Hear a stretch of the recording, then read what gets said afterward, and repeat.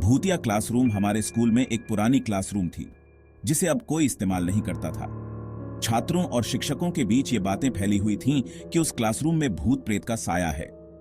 हम सभी दोस्त इस कहानी को मजाक समझते थे और कभी विश्वास नहीं करते थे। लेकिन एक दिन हमने तय किया कि हम इस रहस्य का पर्दाफाश करेंगे। हम 4 दोस्त रोहित, अंशुल, नीलम और मैं शाम के समय स्कूल में रुक गए। क्लासरूम की खिड़की से झांकते हुए हमें अंदर कुछ खास नजर नहीं आया। अंधेरा होने के बाद हम चुपके से क्लासरूम में घुस गए। अंदर का माहौल बहुत ही भयानक था। दीवारों पर धूल जमा हुई थी और फर्श पर मकड़ी के जाले थे। पुराने बेंच और डेस्क बिखरे हुए थे। हम सबने अपनी टॉर्चें जलाईं और क्लासरूम के कोनों की जांच करने लगे। अचानक नीलम ने एक पुराने अलमारी का दरवाजा खोला। अंदर से एक पुरानी किताब गिरी और तभी कमरे में अजीब सी ठंडक महसूस होने लगी। रोहित ने किताब उठाई और उसे खोलने की कोशिश की, लेकिन तभी टॉर्च की रोशनी झपकने लगी और कमरा अचानक ठंडा हो गया। हम सब ने डर के मारे किताब को वापस रख दिया और बाहर निकलने की कोशिश की, लेकिन दरवाजा जाम हो गया था। तभी हमें महसूस हुआ कि क्लासरूम के कोनों से किसी की आंखें हमें देख रही थीं। अंशुल ने डर के मारे रोना शुरू कर दिया और तभी एक धीमी, भयानक हंसी की आवाज सुनाई दी। ऐसा लग रहा था जैसे कोई हम पर हंस रहा हो।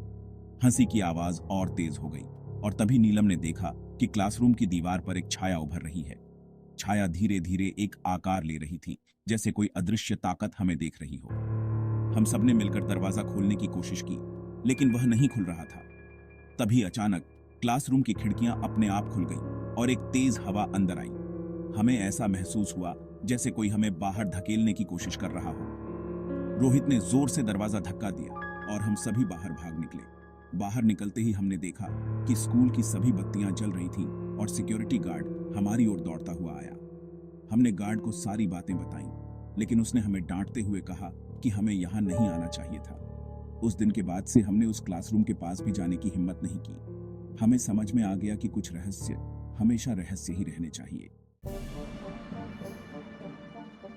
Don't use iStock, use the best audio available.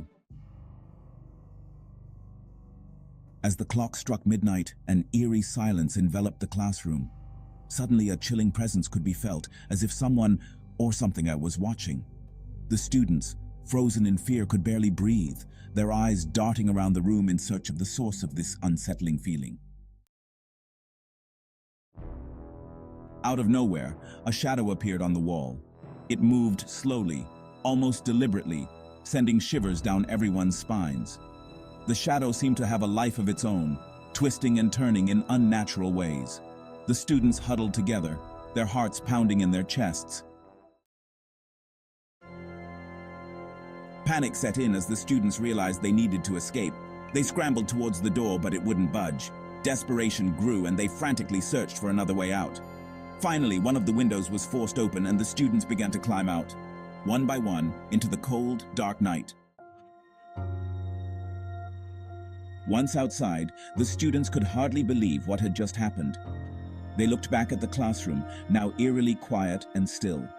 The experience had left them shaken, but they knew they would never forget the night they encountered the eerie presence.